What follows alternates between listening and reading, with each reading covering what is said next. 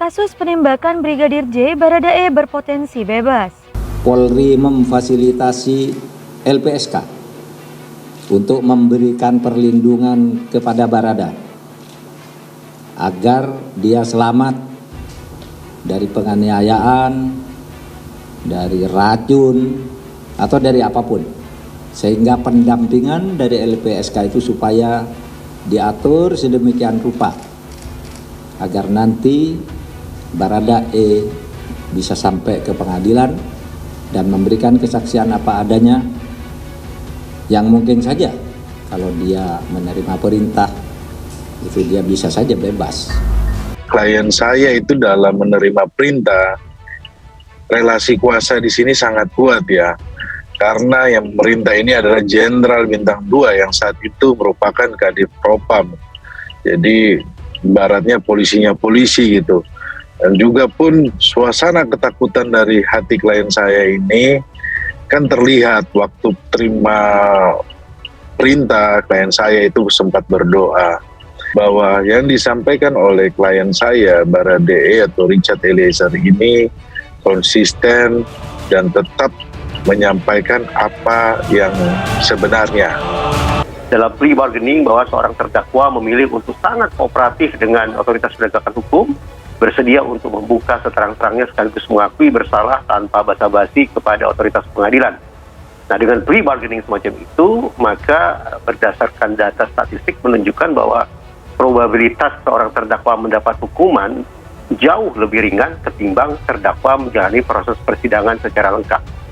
Nah, kalau kemudian kita analogikan pernyataan Baradae hari ini dengan plea bargaining, maka pantas bagi kita untuk berspekulasi bahwa hitung-hitungan di atas kertas, pengakuan bersalah Baradae, rasa penyesalan yang dia kemukakan, termasuk ke keluarga korban yaitu mendiang Brigadir Yosua, barangkali akan diterima oleh hakim, dan kalaupun yang bersangkutan dihukum, hukumannya akan lebih ringan daripada terdakwa lainnya.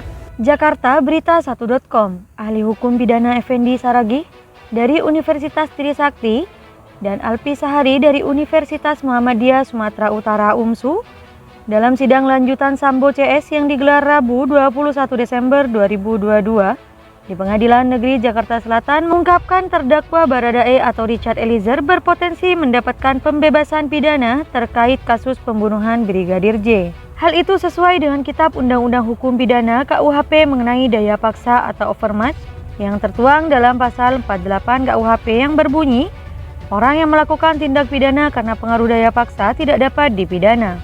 Hal ini sejalan dengan hasil pemeriksaan psikologi forensik yang dibeberkan oleh saksi ahli psikologi forensik sekaligus Ketua Asosiasi Psikologi Forensik Indonesia APSIFOR, Reni Kusumawardani, bahwa Baradae merupakan pribadi yang patuh dan taat terhadap figur otoritas. Kemudian Baradae memiliki ketakutan, kecemasan, tidak berani menolak perintah, tidak memiliki daya untuk melakukan perlawanan, meski perintah yang diberikan pimpinan bukanlah perintah yang benar. Roni Talapesi, kuasa hukum Roni Talapesi Richard Eliezer, mengatakan telah mendengar kesaksian dari saksi ahli hukum dan saksi ahli pidana. Pihaknya merasa diuntungkan, melihat harapan dan optimis akan mendapatkan penghapusan pidana. Kami melihat bahwa inilah realita. Inilah fakta yang terjadi bahwa klien kami pertama dari awal perkara ini kita sudah sampaikan tidak punya niat. Kedua, terkait keadaan psikologinya tadi sudah disampaikan oleh psikologi forensik bahwa ada ketakutan. Kemudian kecemasan ketika disuruh memilih untuk berpikir, dia ada ketakutan yang sangat tinggi sehingga dia patuh dan taatnya sangat tinggi, itu yang kita tangkap dari persidangan, ujar Roni Talapesi di Pengadilan Negeri Jakarta Selatan pada Rabu 21 Desember 2022. Kuasa hukum Baradae berharap Majelis Hakim dan Jaksa Penuntut Umum JPU dapat melihat fakta-fakta tersebut. Juga ahli dari kriminolog sudah sampaikan, tetapi dalam hal ini kita berbicara terkait dengan posisi dari Baradae, bahwa dalam posisi psikologinya dia tertekan, merasa takut, dan ini terungkap dalam persidangan. Kemudian disambungkan dengan keterangan dari pidana pada penghapusan pidana pasal 48 overmatch. Jadi buat kami ini adalah anugerah jalan mencapai keadilan untuk Richard Eliezer, kata Roni. Pada Senin 26 Desember 2022 mendatang, kuasa hukum Baradae akan menghadirkan 3 saksi ahli untuk meringankan vonis, dan sidang pemeriksaan saksi akan diberikan kesempatan sebanyak 3 kali sidang. Momen kocak di sidang Sambo, Kuatma'ruf tanggapi ahli soal kecerdasannya.